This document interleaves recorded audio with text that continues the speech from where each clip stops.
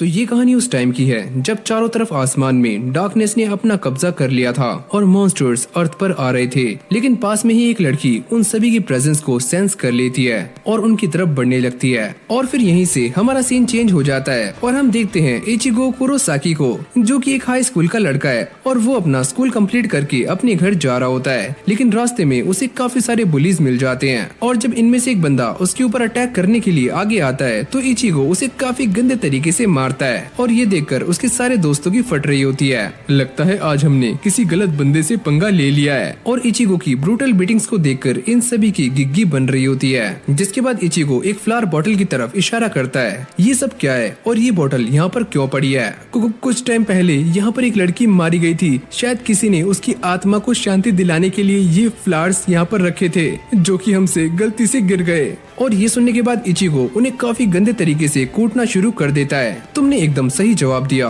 लेकिन अब जाकर उससे माफी मांगो, वरना वो दिन दूर नहीं है जब मैं ऐसे ही फ्लावर्स तुम्हारे ऊपर भी चढ़ाने आऊंगा।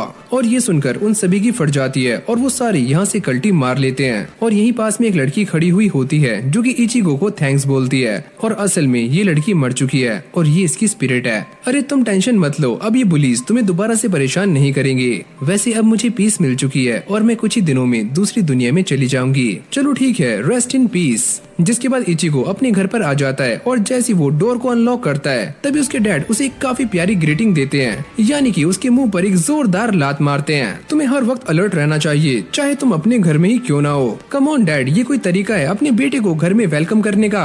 और ये दोनों बाप बेटे लड़ना शुरू कर देते हैं। और फिर हमें इचिगो की दो प्यारी सिस्टर्स को दिखाया जाता है जो कि इनकी फाइट को एंजॉय कर रही होती हैं। और इसका नाम है यूजू और इसका नाम है कारिन। और इस तरफ इचिगो ने अपने डैड को धो दिया होता है और तभी कारिन ये कहती है कि मुझे ऐसा लगता है कि आपने एक नया दोस्त बना लिया है। और जैसे इचिगो अपने पीछे देखता है तो उसके पीछे एक घोस्ट खड़ा हुआ होता है और यूजू कारिन से कहती है क्या तुम भी घोस्ट को देख सकती हो? अरे हाँ, मैं देख सकती हूँ, लेकिन मुझे तो ऐसा लगता है कि घोस्ट एग्जिस्ट ही नहीं करते।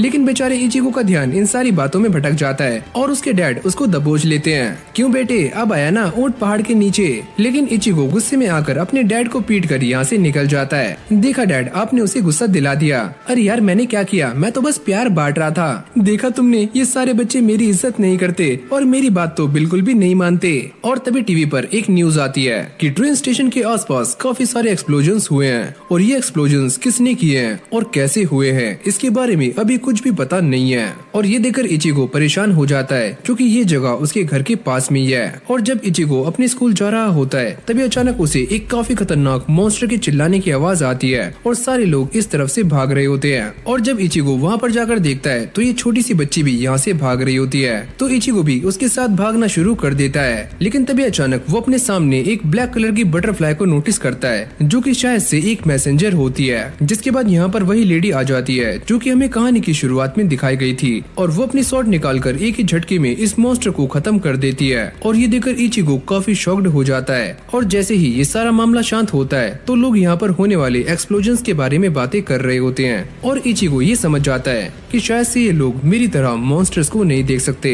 और इन्हें बस एक्सप्लोजन ही दिखाई देते हैं। और फिर हमें रात का सीन दिखाया जाता है जहाँ पर इचिगो अब भी सारी बातें ही सोच रहा होता है और तभी उसे दोबारा से वही ब्लैक बटरफ्लाई दिखाई देती है और वो चौकन्ना हो जाता है। जिसके बाद वो लेडी भी यहाँ पर आ जाती है और इचिगो उसको देखकर काफी शॉक्ड हो रहा होता है और ये लड़की ऐसे बिहेव कर रही होती है जैसे कि वो इनविजिबल हो। लेकिन ये देखकर इचिगो की सनक जाती है और वो उसकी एक जोरदार लात मारता है। अरे ओए, तुम ऐसे बिहेव क्यों कर रही हो? अगर तुम एक चोर हो तो चोरों की तरह बिहेव करो। और ये सुनने के बाद वो लड़की काफी शॉक्ड हो जाती है। क्या सच में तुम मुझे देख सकते हो? वैसे तुम तो एक नॉर्मल इंसान हो तो तुम मुझे देख कैसे सकते हो? मुझे ऐसा लगता है कि तुम्हारे अंदर कोई डिफेक्ट है। और ये सुनने के बाद इचिगो को काफी गुस्सा आ जाता है और वो उसे दोबारा से मारना शुरू कर देता है, पर ये उससे इस बार बच जाती है। और इचिगो उससे ये पूछता है कि तुम कौन हो और वो ये बताती है कि मैं एक सोल रीपर हूँ जिसे ह्यूमन वर्ल्ड में एक मिशन के लिए भेजा गया है। लेकिन उसे इन सारी बातों पर यकीन नहीं हो रहा होता। अरे वो छोटी बच्ची, मेरे ख्याल से तुम्हें घर जाना चाहिए, काफी रात हो चुकी है। लेकिन ये सुनते ही वो इसके ऊपर ऊपर अपना मैजिक एक्टिवेट कर देती है, जिससे इचिको की बॉडी पैरालाइज हो जाती है। वैसे मैंने तुम्हारे ऊपर एक हाई लेवल का मैजिक एक्टिवेट किया है, जिससे तुम्हारी बॉडी पैरालाइज हो चुकी है। और वैसे भी मैं छोटी बच्ची नहीं हूँ, और मैं तुमसे एज में कम से कम 10 गुना बड़ी हूँ। और मैंने तुम्हारे ऊपर जो मैजिक इस्तेमाल किया है वो बस सोल रीपर्स ही इस्तेमाल कर सकते हैं। जिसके बाद वो एक सोल को निकालकर उसे आफ्टर लाइफ के लिए भेज देती है, जिसे सोल सोसाइटी भी कहा जाता है, जहाँ पर सारी की सारी अच्छी सोल्स जाती हैं। और अब वो इचिको को ये सारी बातें समझाने के लिए एक ड्राइंग का इस्तेमाल करती है, और वो ये बताती है कि इस दुनिया में बस 2 तरह की स्पिरिट्स पाई जाती हैं। पहली है अच्छी स्पिरिट्स, जिन्हें घोस्ट कहा जाता है, और दूसरी जो बुरी होती हैं, और उन्हें होलो भी कहा जाता है। और इचिको भी ये सारी बातें बड़ी गौर से सुन रहा होता है, और वो ये बताती है कि आमतौर पर होलोज इंसानों के ऊपर अटैक करके उनकी सोल्स को खाते हैं, और यही उनका नाश्ता होता है। अरे वो तो ठीक है, पर तुम्हारी ड्राइंग काफी गंदी है। अच्छा तो ये लो। जिसके बाद वो ये बताती है कि सोल रीपर्स के 2 तरह के टास्क होते हैं। पहला अच्छी सोल्स को सोल सोसाइटी के अंदर भेजना, और दूसरा होलोस को खत्म करना। और इस तरफ हम ये देखते हैं कि एक होलो उसी बच्ची का पीछा कर रहा होता है, लेकिन तभी अचानक उसे कुछ स्मेल आती है। शायद मेरे आसपास एक काफी पावरफुल और टेस्टी सोल है, लेकिन मुझे ऐसा लगता है कि उसके आसपास एक सोल रीपर भी है। जिसके बाद ये मॉन्स्टर इस बच्ची को छोड़कर इचिको की तरफ जाना शुरू कर देता है, और यहाँ पर इस लेडी को भी उस मॉन्स्टर की आने की आवाजें आने लगती हैं। लेकिन तभी अचानक वो अपने आसपास एक प्रेशर को सेंस करती है, और ये एक तरह का स्पिरिचुअल प्रेशर होता है जो कि पावरफुल सोल्स ही यूज कर सकती हैं। मैंने इस प्रेशर को पहले सेंस क्यों नहीं किया?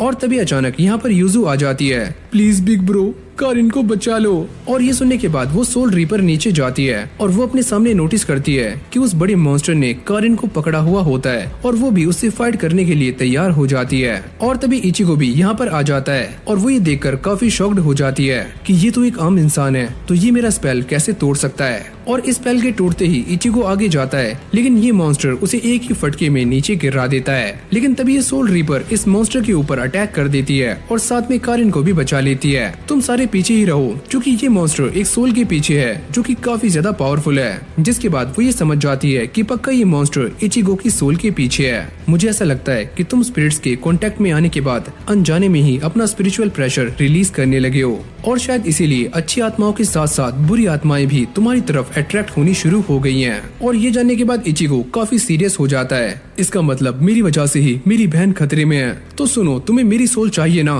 तो आकर मुझसे ले लो। और जैसे ही मॉन्स्टर उसके ऊपर अटैक करने वाला होता है, लेकिन तभी ये सोल रीपर उसके सामने आ जाती है और इचिको को बचा लेती है। लेकिन इससे वो बुरी तरह से इंजर्ड हो जाती है। मैं ये बात जानती हूँ कि तुम इसे अपनी सोल ऑफर करके अपनी फैमिली को बचाना चाहते हो, लेकिन अगर तुमने इसे अपनी सोल ऑफर कर भी दी, लेकिन ये फिर भी तुम सबकी सोल को खा जाएगा। जिसके बाद वो इचिको से ये पूछती है, क्या तुम अपनी फैमिली को बचाना चाहते हो? हाँ, मैं उन्हें बचाना चाहता हूँ। तो इसका बस एक ही तरीका है कि तुम्हें मेरी तरह सोल रीपर बनना होगा और मेरी स्वॉर्ड को अपनी छाती में उतारना होगा, और इससे मैं अपनी पावर्स को तुम्हारे अंदर ट्रांसफर कर दूंगी, और शायद से ये मेथड काम कर जाए। तो ठीक है सोल रीपर, मैं इसके लिए तैयार हूँ।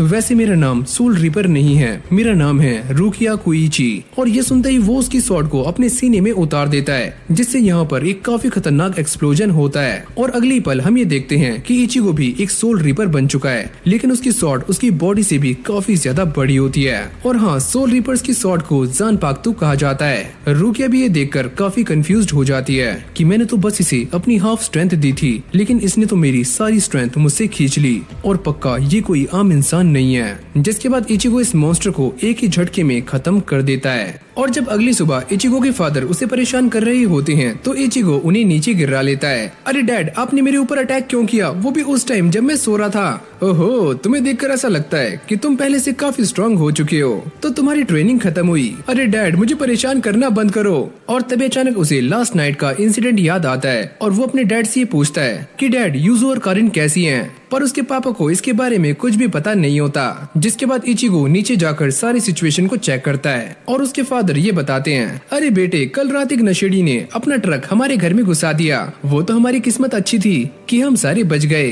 अच्छा, सच में? वैसे इतना बड़ा इंसिडेंट हुआ और हम में से किसी को भी ये पता नहीं है, लेकिन रात तो हमारे घर पर एक मॉन्स्टर ने अटैक किया था, लेकिन इन सभी को वो बातें याद क्यों नहीं है? और तभी उसे ये बात याद आती है कि उस सोल रीपर ने इन सभी की मेमोरीज को इरेज कर दिया होगा। और फिर अगली सीन में हमें इचिको के स्कूल का सीन दिखाया जाता है, जहाँ पर 2 लड़कियाँ बातें करती हुई जा रही होती हैं, और इसका नाम है ओरिहिमे और ये लड़की है तात्सुकी। और जब ये दोनों आगे जाती हैं तभी ओरिहिमे इचिजो से टकरा जाती है और वो नीचे गिर जाती है। और ये देखकर तात्सुमी उसके ऊपर गुस्सा करना शुरू कर देती है कि तुमने इसे नीचे कैसे गिराया, जल्दी से इससे माफी मांगो। और जैसे इचिजो उसकी हेल्प करने के लिए हाथ आगे बढ़ाता है तो ओरिहिमे शर्मा जाती है और वो यहाँ से भाग जाती है। और फिर इचिगो क्लास में आ जाता है और वो अपने दोस्तों से बातें कर रहा होता है। और ये बंदा जो कि थंगा बली की तरह खड़ा हुआ है, इसका नाम है चैड।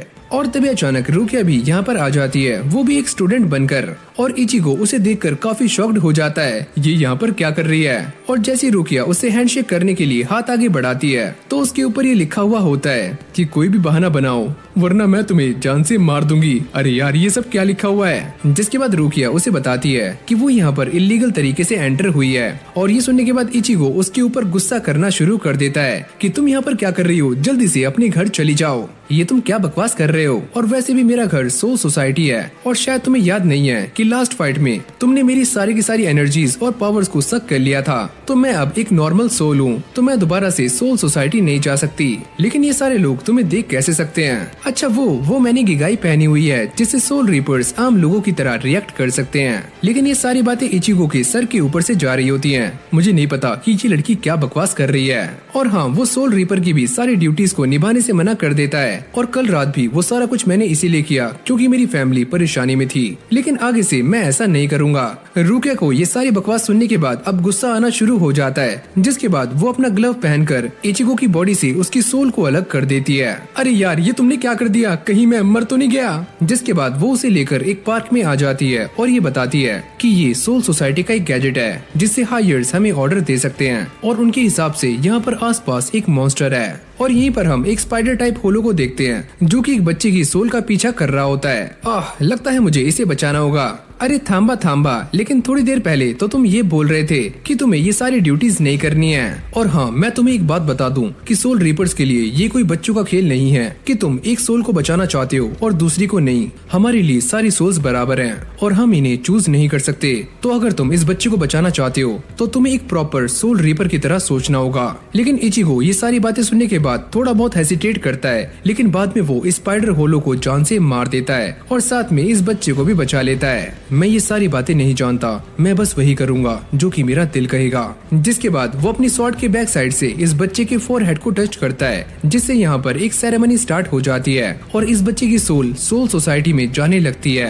और ये देखकर रुकिया काफी शॉक्ड हो जाती है कि ये सेरेमनी तो कौन सो है, लेकिन ये सेरेमनी इसे किसने सिखाई, ये अपने आप ही ऐसा कैसे कर सकता है। और फिर यहीं से हमारा सीन चेंज हो जाता है और हम ओरिहिमे को देखते हैं जो कि पढ़ाई कर रही होती है, लेकिन बाहर से एक सोल उसके ऊपर नजर रख रही होती है जो कि उसके डेड ब्रदर की होती है। लेकिन तभी अचानक यहाँ पर दो होलो आ जाते हैं जो कि सोल को पकड़कर अंडरवर्ल्ड में ले जाते हैं। जिसके बाद ये मॉन्स्टर्स इस सोल को खाना शुरू कर देते हैं और इस बंदे की सोल भी एक न्यू टाइप का मॉन्स्टर बन जाती है, यानी कि ये सोल एक नॉर्मल सोल से अब होलो बन चुकी है। और इस तरफ इचिगो रुकिया से काफी परेशान हो जाता है क्योंकि वो हर टाइम उसका पीछा कर रही होती है। वैसे अगर तुम सोल रीपर की जॉब को एक्सेप्ट कर लोगे तो मैं तुम्हारा पीछा छोड़ दूंगी। और तभी अचानक हम ये देखते हैं कि एक कार ओरिहिमे को टक्कर मारकर चली जाती है और जैसे ये दोनों उसे देखने के लिए आगे आते हैं तो ओरिहिमे एकदम ठीक होती है और वो एकदम स्टाइल मारकर ये कहती है, अरे हाँ मैं तो एकदम ठीक हूँ। और रुकिया उसे देखकर ये पूछती है कि वैसे तुम हो कौन। अभी वही 7वीं फेल, ये हमारी क्लास में ही है, क्या तुम इसे नहीं जानती, इतना तो याद रख लो। और अब ये दोनों एक दूसरे को ग्रेड करती हैं और ओरिहिमे ये बताती है, वैसे मैं बाहर से सब्जियां लेने के लिए आई थी और अचानक से मेरा एक्सीडेंट हो गया, लेकिन मैं एकदम सही हूँ। ये पैर काफी अलग है, क्या ये पैर एक इंसान का है। और फिर हमें शाम का सीन दिखाया जाता है जहाँ पर रुकिया उससे ये पूछती है कि वो लड़की कौन थी और तुम उसे कैसे जानते हो। अच्छा वो मेरी एक दोस्त तात्सुकी की बेस्ट फ्रेंड है और 3 साल पहले उसके भाई ने हमारे क्लिनिक के सामने अपना दम तोड़ दिया था जो कि उसका आखिरी सहारा था और तभी से वो काफी अकेली भी पड़ गई थी। और अब ये सारी कहानी सुनने के बाद रुकिया ये समझ जाती है कि शायद से उसके भाई ने ही उसे उस एक्सीडेंट से बचाया होगा, लेकिन वो निशान किसी ह्यूमन सोल का नहीं था। वैसे अगर तुम सोल सोसाइटी वापस नहीं जा रही हो तो तुम यहाँ पर क्या करोगी। और इस तरफ हम तात्सुकी को देखते हैं जो कि ओरिहिमे ओरिहिमे के लिए खाना लेकर आती है। लो ये खाना खा लो, ये मेरी मॉम ने तुम्हारे लिए बनाया है। और फिर ये दोनों अंदर आकर आराम से डिनर करती हैं। और फिर अगले सीन में हम यूजो को देखते हैं जो कि इचिगो से ये पूछती है, क्या तुमने मेरा पजामा देखा? क्या तुम्हारा पजामा? मैं तुम्हारे पजामे का क्या करूँगा? मेरे कोई भी ऐसे वैसे शौक नहीं है। और भाई ये पजामा रुकिया ने चुराया होता है जो कि इचिगो के कबर्ड में रह रही होती है, वो भी सबसे छुप के। और यूजो के जाने के बाद वो अपने ग्लव को पहन लेती है और इचिगो की बॉडी से उसकी सोल को दोबारा से अलग कर देती है। और तभी अचानक यहाँ पर एक काफी खतरनाक मॉन्स्टर अटैक कर देता है और ये वही मॉन्स्टर है जो कि ओरिहिमे की भाई की सोल से बना हुआ है। अब इचिगो इससे लड़ना शुरू कर देता है, लेकिन ये मॉन्स्टर पहले वाले से काफी ज्यादा स्ट्रॉन्ग होता है। लेकिन फिर भी इचिगो उसे काफी कड़ी टक्कर दे रहा होता है, जिससे इसकी बॉडी टूटनी शुरू हो जाती है और ये मॉन्स्टर यहाँ से भाग जाता है। मैंने उस मास्क के पीछे एक फेस देखा और शायद से वो फेस ओरिहिमे के भाई का था, लेकिन हमें किसी भी होलो के मास्क के पीछे नहीं देखना चाहिए। और आखिरकार वो होलो पहले इंसान ही होते हैं। जिसके बाद रुकिया इचिगो को ये बताती है कि मरते वक्त अगर किसी भी इंसान के अंदर रिग्रेट या ग्रेजेस रह जाते हैं तो उस सोल का कॉन्सो करना काफी मुश्किल होता है और वो सोल सोसाइटी में भी नहीं जा सकती। और ऐसे काफी सारे केसेस में ये सोल्स होलो बन जाती हैं और इंसानों के ऊपर अटैक्स करना शुरू कर देती हैं ताकि ये इंसानों की सोल्स को खाकर काफी स्ट्रॉन्ग बन सके। और इचिगो ये सारी बातें काफी गौर से सुन रहा होता है। जिसके बाद रुकिया ये बताती है कि इनसे बचने का सिर्फ एक ही तरीका है कि अपनी जान पाक तू से इनके सर को इनके धड़ से अलग कर दिया जाए। और फिर इस तरफ हम ओरिहिमे और तात्सुकी को देखते हैं जो कि अब भी इचिगो के बारे में ही बातें कर रही होती हैं। वैसे आज रुकिया इचिगो के साथ घूम रही थी तो मुझे ऐसा लगता है कि इचिगो उसे डेट कर रहा है, लेकिन तभी अचानक उन दोनों को यहाँ पर किसी के चिल्लाने की आवाजें आने लगती है और ये आवाजें ओरिहिमे के भाई की होती है, जिसका होलो जोर जोर से चिल्ला रहा होता है। और अब ये सारा कुछ देखकर इचिगो काफी शॉक्ड हो जाता है और वो ये सोचता है कि अगर ये ओरिहिमे का भाई है तो ये एक होलो कैसे बना और ये मेरे पीछे क्यों है। और जब वो रुकिया से इसके बारे में पता करता है तो रुकिया ये बताती है कि मैं इसके बारे में कुछ भी नहीं जानती, लेकिन एक बात तो साफ है कि पक्का कोई न कोई पावरफुल होलो इन सभी को ऑर्डर्स दे रहा है और वो होलो जो भी है वो इन वीक होलोस का इस्तेमाल करके तुम्हारी सोल को खाना चाहता है। तो क्या इसका मतलब ये है कि मुझे ओरिहिमे के भाई से लड़ना होगा? तुम इसके बारे में गिल्टी फील क्यों कर रहे हो? ओरिहिमे का भाई पहले ही मर चुका है और हाँ, अगर तुमने उसे नहीं मारा तो वो तुम्हारी फैमिली के साथ साथ ओरिहिमे को भी काफी परेशान करेगा और हो सकता है कि वो इन्हें जान से भी मार दे। और फिर हमें दोबारा से ओरिहिमे और तात्सुकी को दिखाया जाता है जो कि वो आवाज सुनने के बाद काफी अलर्ट हो जाती हैं। लेकिन तभी अचानक ये होलो तात्सुकी पर अटैक्स करना शुरू कर देता है और उसे काफी बुरी तरह से इंजर्ड भी कर देता है। और ओरिहिमे ये सारा कुछ देखकर काफी डर जाती है। लेकिन तभी अचानक हम ये नोटिस करते हैं कि उसकी बॉडी से एक चेन अटैच्ड होती है और ये चेन एक तरह की सोल चेन है जो कि ह्यूमन बॉडी से उसकी सोल को अटैच करके रखती है, यानी कि वो दूसरी वाली ओरिहिमे एक सोल है। और तभी अचानक ओरिहिमे ये नोटिस करती है कि इस मॉन्स्टर ने उसकी सोल को उसकी बॉडी से अलग कर दिया है और जैसी वो तात्सुकी को बचाने के लिए आगे जाती है तभी ये होलो उसका नाम लेता है और ये सुनने के बाद वो काफी शॉक्ड हो जाती है। और ये होलो भी उसे देखकर काफी गुस्सा कर रहा होता है, क्या तुमने अभी तक मुझे पहचाना नहीं कि मैं कौन हूँ? और इस तरफ हम इचिगो और रुकिया को देखते हैं जो कि इसी तरफ बढ़ रहे होते हैं और इचिगो उससे ये पूछता है कि आखिरकार वो अपनी बहन को ही हर्ट क्यों करेगा। वो अब एक होलो बन चुका है और एक होलो के अंदर कोई भी ह्यूमन इमोशंस नहीं होते और वैसे भी होलोस के अंदर कोई भी दिल नहीं होता, तो उनसे इंसानों की तरह बिहेव करने के बारे में सोचना भी मत। और जब ये होलो ओरिहिमे को मारने वाला होता है तभी इचिगो यहाँ पर आ जाता है और वो अपनी स्वॉर्ड से उसको बचा लेता है। लेकिन ये होलो भी काफी चालाक होता है और वो उससे डायरेक्ट फाइट करने के बजाय शेडोज में जाकर छुप जाता है। इचिगो ये देखकर काफी हैरान था कि ओरिहिमे उसे ऐसे कैसे देख सकती है जबकि वो एक सोल रीपर की फॉर्म में है। लेकिन तभी वो सोल चेन को नोटिस करता है। लेकिन तभी अचानक वो होलो दोबारा से यहाँ पर आ जाता है और ये कहता है कि ओरिहिमे मर चुकी है और मैंने अपने हाथों से ही उसे मारा है। जिसके बाद वो ओरिहिमे से ये पूछता है, क्या तुम सच में मुझे भूल गई? और जब ओरिहिमे उसको देखती है तो वो ये समझ जाती है कि ये मॉन्स्टर उसका बड़ा भाई है और वो ये देखकर काफी हैरान हो जाती है कि उसके भाई की सोल एक होलो बन चुकी है। क्या तुम्हें याद है जब मैं मरा था तो तुम मेरे लिए 1 साल तक रोज प्रे किया करती थी, लेकिन जब से तुम तात्सुकी की फ्रेंड बनी हो तुमने मेरे लिए प्रे करना कम कर दिया और जब तुम हाई स्कूल में पहुंची तब तुमने मेरे लिए प्रे करना बिल्कुल ही बंद कर दिया।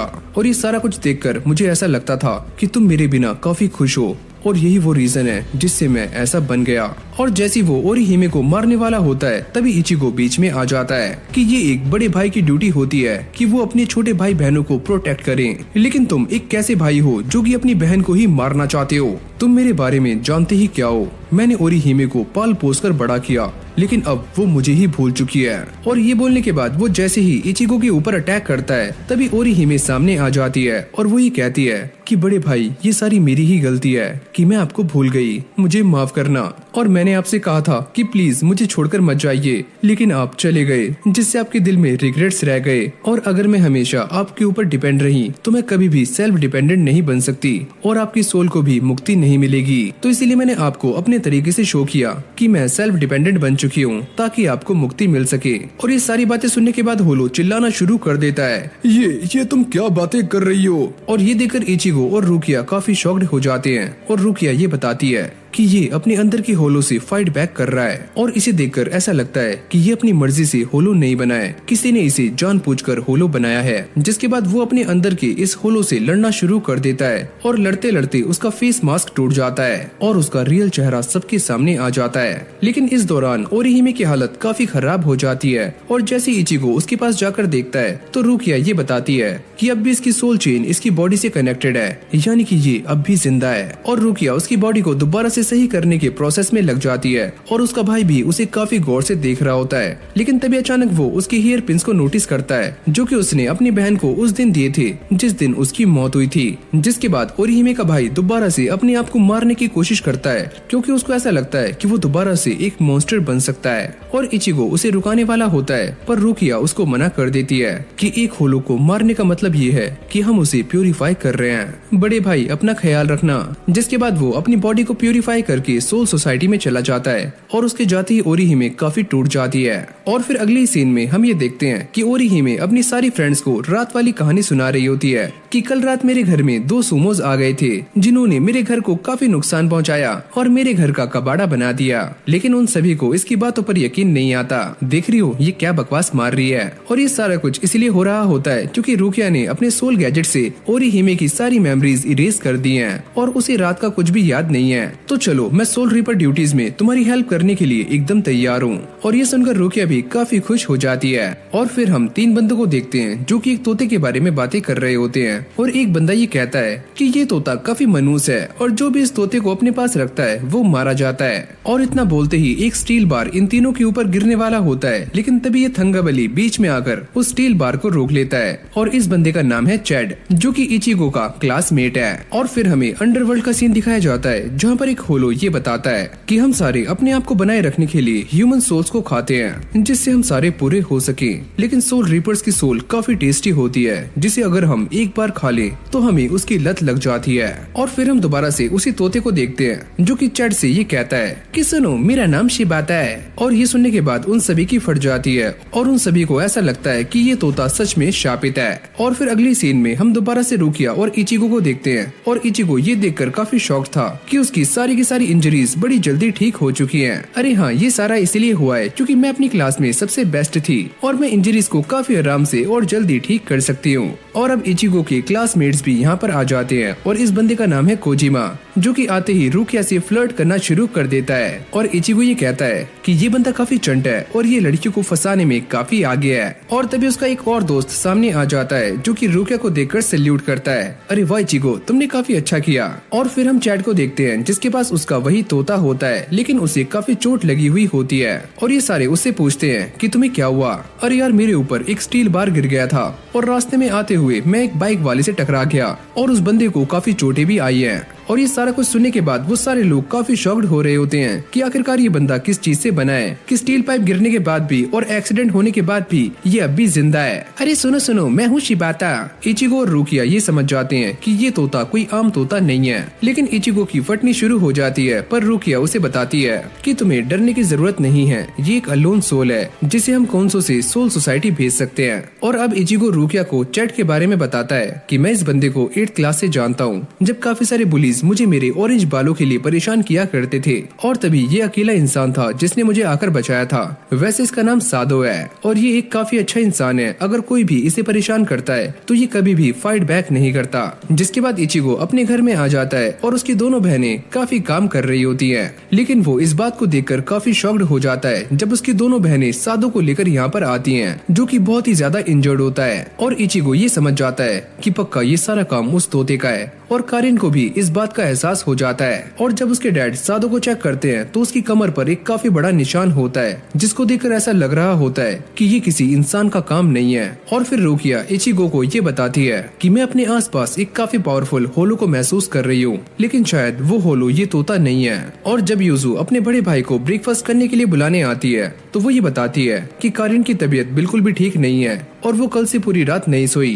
अरे सुनो, सादो अपने बेड से गायब है। और अब ये दोनों उसको ढूंढने के लिए निकल जाते हैं और रुकिया एक बेकार सी ड्राइंग बनाकर इचिगो को ये समझा रही होती है कि होलोज ह्यूमन वर्ल्ड और सोल सोसाइटी के बीच में रहते हैं, तो इसीलिए उन्हें ढूंढना काफी मुश्किल है जब तक कि वो ह्यूमन वर्ल्ड में एंटर ना करें। मुझे ऐसा लगता है कि वो पावरफुल होलो सादो को टारगेट कर रहा है और साथ में इस तोते में भी कोई झोल है। और अगर वो तोता उसके साथ है तो चलो उसको पोजेस करने वाली सोल को ढूंढते हैं। जिसके बाद वो कॉन्सेंट्रेट करना शुरू कर देता है और अपने आसपास की सोल्स को महसूस करता है। और यहाँ पर सोल्स के काफी सारे रिबन्स होते हैं और वो उस तोते की सोल को भी पहचान लेता है। अरे हाँ, मिल गया। और रुकिया ये देखकर काफी शॉक्ड हो जाती है कि इचिगो ये टेक्निक इस्तेमाल कैसे कर सकता है, जबकि किसी ने भी उसे ये टेक्निक नहीं सिखाई। और ये टेक्निक काफी स्पेशल होती है जो कि रुकिया भी इस्तेमाल नहीं कर सकती। जिसके बाद इचिगो उस डायरेक्शन में भागना शुरू कर देता है। और दूसरी तरफ हमें सादो को दिखाया जाता है, जिसका तोता उसे ही कहता है, अरे बड़े भाई मुझे छोड़ दो, वरना मेरी वजह से तुम भी मारे जाओगे।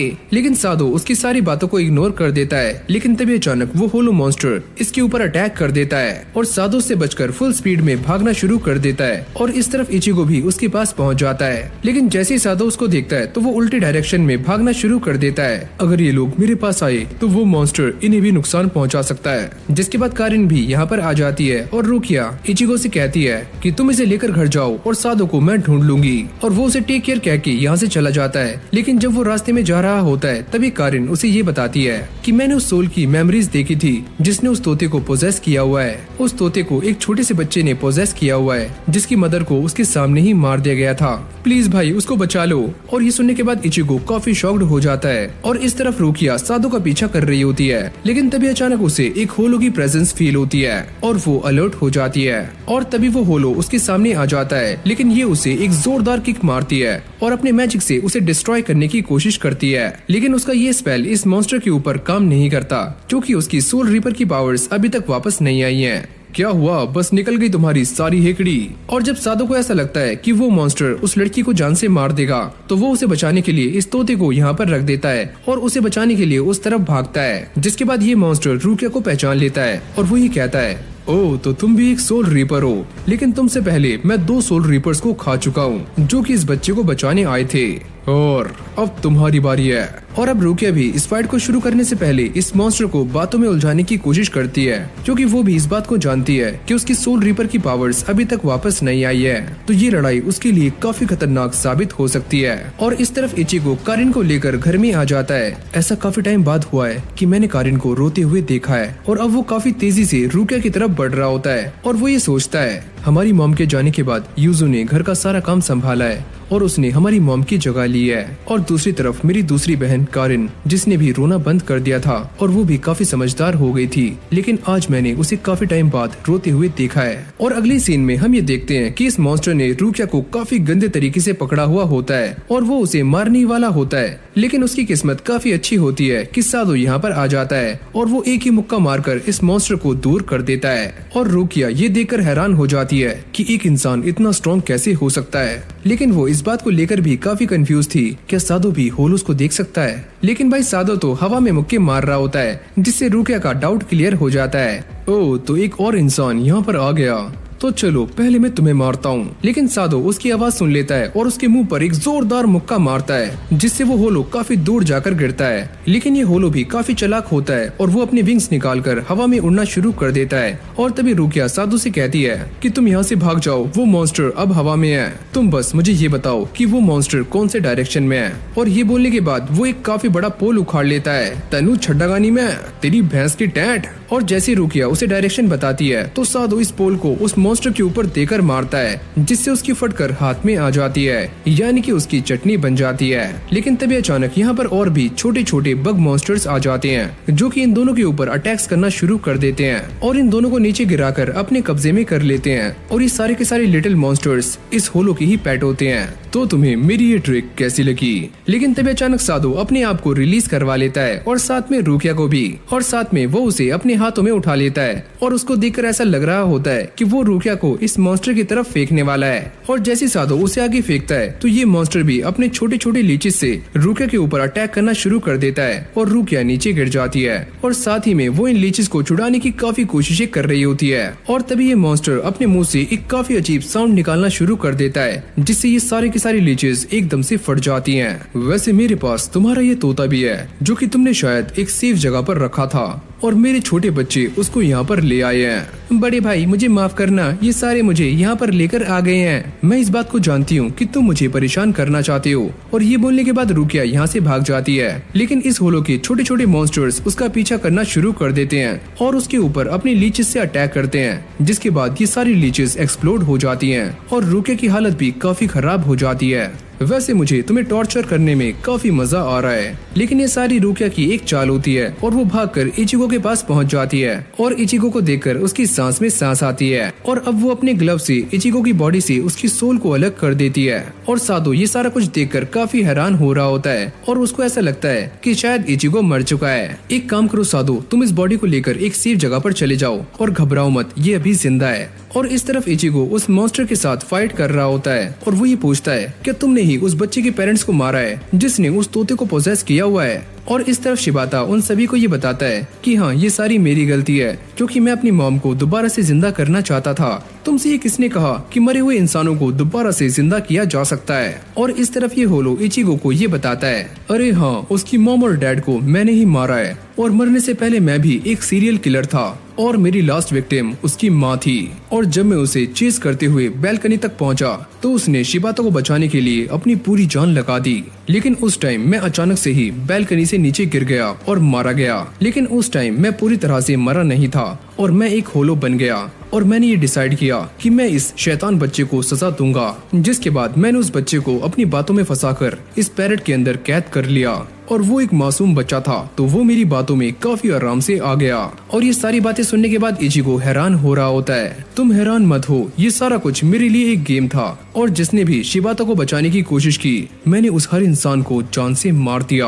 और अब ये सारी बातें सुनने के बाद इचिगो की सनक जाती है, जिसके बाद वो उसके फेस पर एक जोरदार मुक्का मारता है और साथ में उसकी जीभ को भी उसके मुंह से उखाड़ देता है ताकि वो किसी भी लीच को एक्सप्लोड ना कर सके। और अब वो अपनी ज़ेनपाक 2 से इस मॉन्स्टर को एक ही झटके में खत्म कर देता है, लेकिन ये मॉन्स्टर प्यूरिफाई होने के बजाय काफी सारी एनर्जी रिलीज करना शुरू कर देता है। और इस रोशनी से आसमान में एक काफी बड़ा दरवाजा अपीयर होता है जो कि दिखने में काफी खतरनाक लग रहा होता है। और ये देखकर इचिगो की फट जाती है, अबे ओए ये क्या चीज है। ये नर्क का दरवाजा है और ये दरवाजा उन्हीं लोगों के लिए खुलता है जिन्होंने दुनिया में काफी सारे सिंस किए होते हैं। और सोल रीपर्स की ज़ेनपाक तो सिर्फ उन्हीं मॉन्स्टर्स को प्यूरिफाई कर सकती है जिन्होंने जिंदा रहकर सिंस किए हों, ना कि मरने के बाद। और तभी नर्क से एक स्पीयर इस होलो की बॉडी के आर पार हो जाता है और इसे नर्क में घसीट लेता है और साथ ही में ये दरवाजा बंद होकर एक कांच की तरह ब्रेक हो जाता है। और जब रुकिया इस तोते को चेक करती है तो वो ये नोटिस करती है कि शिबाता पूरी तरह से सोल सोसाइटी में जा चुका है। और तभी शिबाता उन सभी के सामने अपनी रियल फॉर्म में आ जाता है और वो सादो को थैंक्स बोलता है, क्योंकि सादो ही वो अकेला इंसान था जिसने शिबाता की हर मुश्किल में हेल्प की थी। और इस तरफ कारिन को भी ये एहसास हो जाता है कि शिबाता पास ऑन हो चुका है।